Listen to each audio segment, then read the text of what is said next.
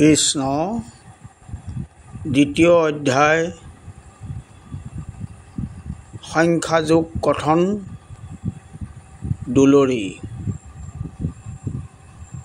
এ ৰাম দৈৱ কীৰ্তনয় দেৱ দয়াময় কৃষ্ণ দেৱতাৰ দেৱ পংকজ চৰণে প্ৰৱেশিয়া মনে কোনো কৰো মই হে সঞ্জয় বদতি শুনা কুৰূপতি পাছে যেন কথা ভৈলা শোক সমুদ্ৰত মোহ উৰ্মি উঠি ধনঞ্জয় তল গইলা শোকা কুল দুখে শুয়ায় ধুমুখ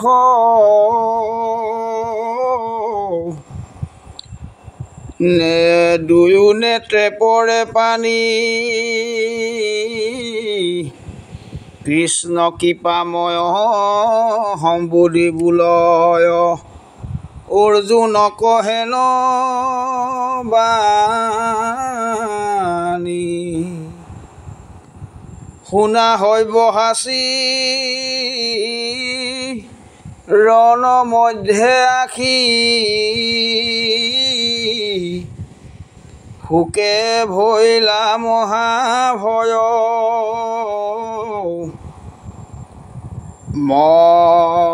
মহযখী হৈয়া অকৃতি কৰা ক্ষুদ্ৰ হৃদয়ৰ নয় কুৰু পাণ্ডৱৰ অনেক কালৰ যুদ্ধ আৰম্ভৰ কাষে সমুখ সংগ্ৰামে ৰথ ৰাখিলা উভয় সেনাৰ মাজে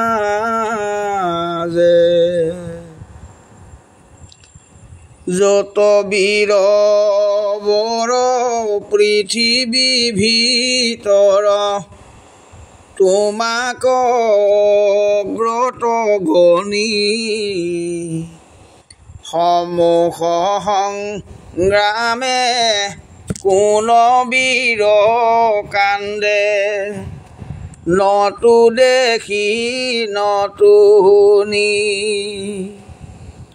এৰি স্বৰ্গ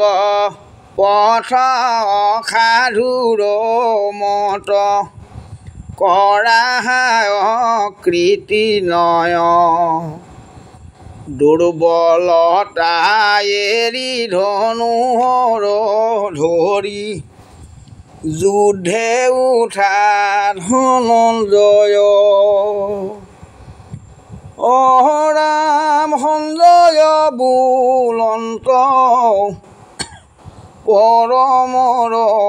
শস্য শুনিও মহাৰাজ অজ্ঞানত থাকি পাৰ্থ তল গইলা শোক সাগৰৰ মাজ পাছে ঋষিকেশে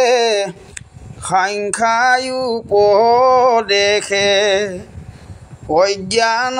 কৰিলা নাশ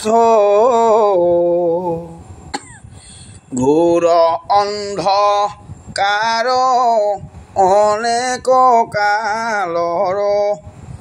যেনে সূৰ্য কৰে নাশ বোলে ধনঞ্জয় শুনাৰ দয়াময় কি কাৰণে কৰো তাপ আচুক অস্তাদি বাইকে যুযু বোলে তমুহুৱে ঘূৰ পাপ ভীষ্ম দূৰ্ণ আৰু দুহানুচৰণ সদা লাগে বিবাক অহনিশে সেৱা কৰিতে লাগয় কিমতে বধিবু তাক গুৰুকণ বধি ৰাজ্যকণ সাধি দেশ দেশান্তৰে যাওঁ এহি পথাচয় কৰিলো নিশ্চয় ভিক্ষা মাগি আনি খাওঁ বন্ধুগণ বধি ৰাজ কামে সাধি গুৰুক কৰিবুৰণ ভঞ্জি ভোগ চয় যেন পাপময় ৰুধিৰে মিশ্ৰিত অন্ন পাপকণ চাই যদি যুযু যাই তাহাৰ নজানো হাৰ কুৰু পাণ্ডৱৰ উভয় সেনাৰ জয় পৰাজয় কাৰ ধৰ্ম অধৰ্মত বুদ্ধি ভৈলা হত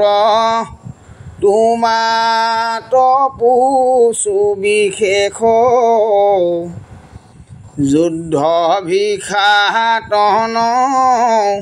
কোন গোট সেৱ বুলিও কৰি শিকেশ তুমি নিজ গুৰু প্ৰপন্ন শিষ্যক শিক্ষা দিতে লাগে স্বামী পিতৃষে পুত্ৰৰ নিয়মৰ কৰ্তা দণ্ডদাতা প্ৰভু তুমি গুৰু ইষ্টদেৱ সৰ্বৰূপে সেৱ কৰিতে লাগে সন্তোষ প্ৰপন্ন শিষ্যক নকহে গৃহক গুৰু পাৱে বহু দুখ শোকমোহে মন দহে ইন্দ্ৰিগণ ভ্ৰমে যেন মোৰ মতি অকন্ত কামহি পাতালো নলাগে আৰু নুহুৰপতি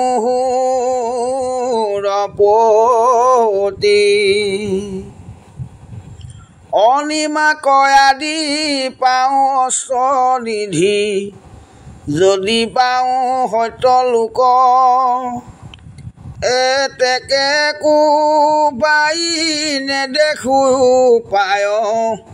দূৰ হুৱে ইটো হুক নুবুজিবো বুলি প্ৰতিজ্ঞা কৰিয়া মৌনে ৰহিলন্ত বসি অৰ্জুনক চাই কৃষ্ণে বুলিলন্ত অলপ কৰি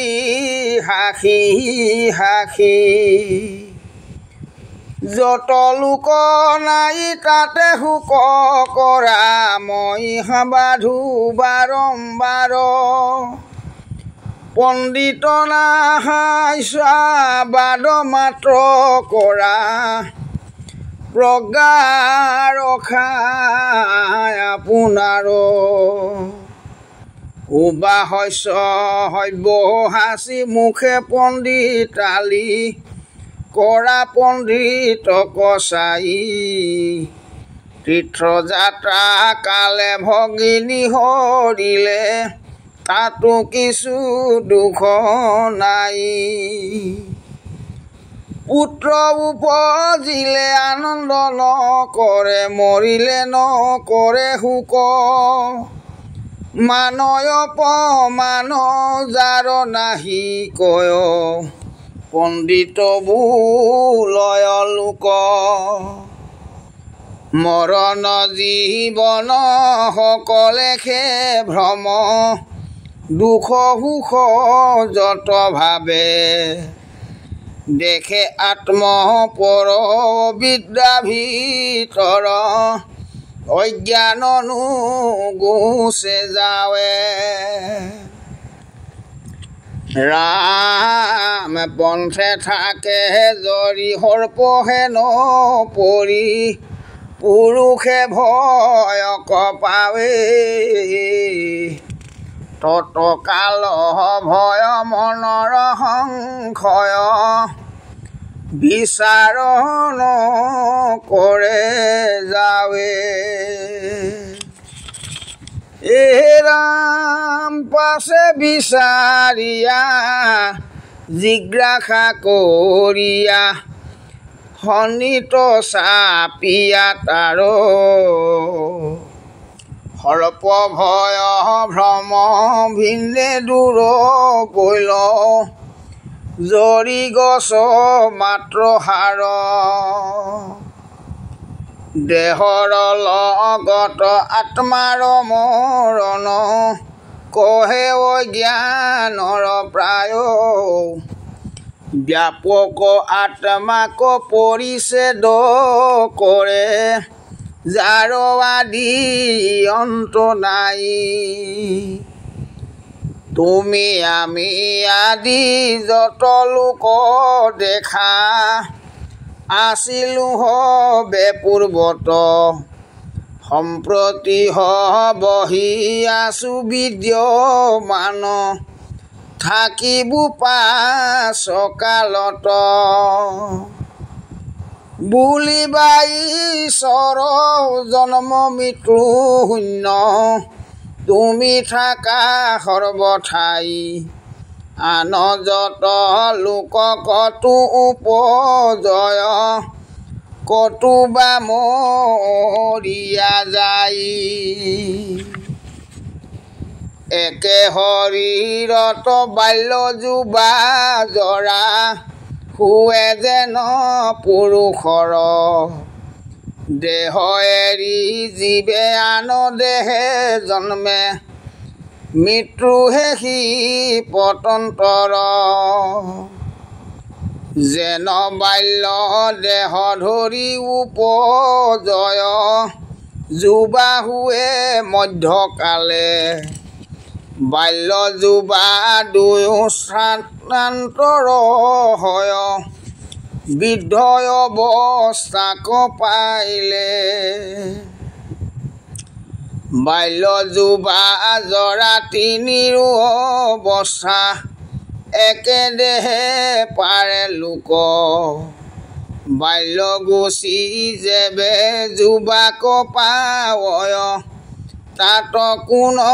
নাহি হুক যেবে বোলা তাত আশা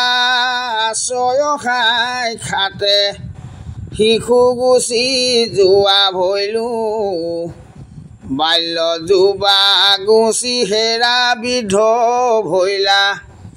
সাক্ষাতে প্ৰমাণ কৰিলো যদি বোলা আৰু এহি দেহ নষ্ট ইও জীৱ নষ্ট যাই আন দেহ ধৰি পুনবাৰ আখি ভিন্ন জীৱ উপজয় জানিবা জীৱৰ পূৰ্বৰ দেহাৰ কৰ্মৰ সংস্কাৰ যত সেই সংস্কাৰে কোনো দেহ ধৰে নিশ্চে জানা স্বৰূপত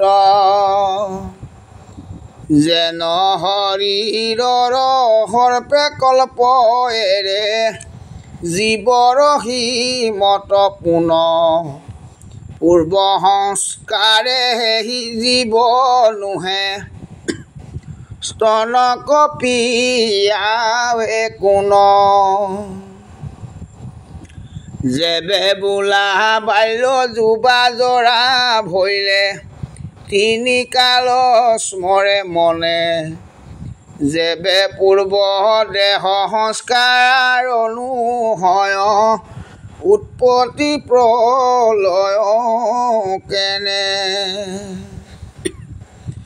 ৰাম মন ইন্দ্ৰি প্ৰাণ সমস্তে থাকয় অৱস্থাহে দূৰে যাই আতুহে সি মতে শৰীৰে খে নষ্ট আত্মাৰ বিনাশ নাই জীৱৰ মৰণ কহে যিটো জন সবে মিছা মহাভাগ কৰ্মৰ সংস্কাৰে আন দেহ লৱে পূৰ্ব দেহ কৰে ত্যাগ ৰাম গোবিন্দ যে কয় বিষম বিষম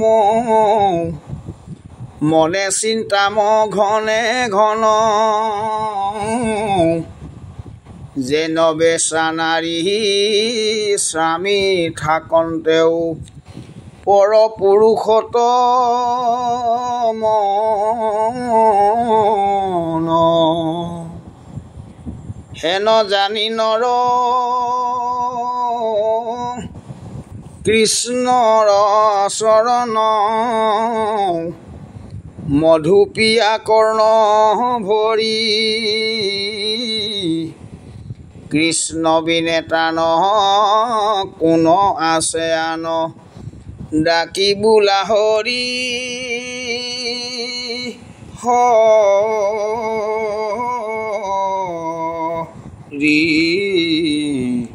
হৰি ৰাম ৰাম ৰাম কৃষ্ণ কৃষ্ণ কৃষ্ণ কৃষ্ণ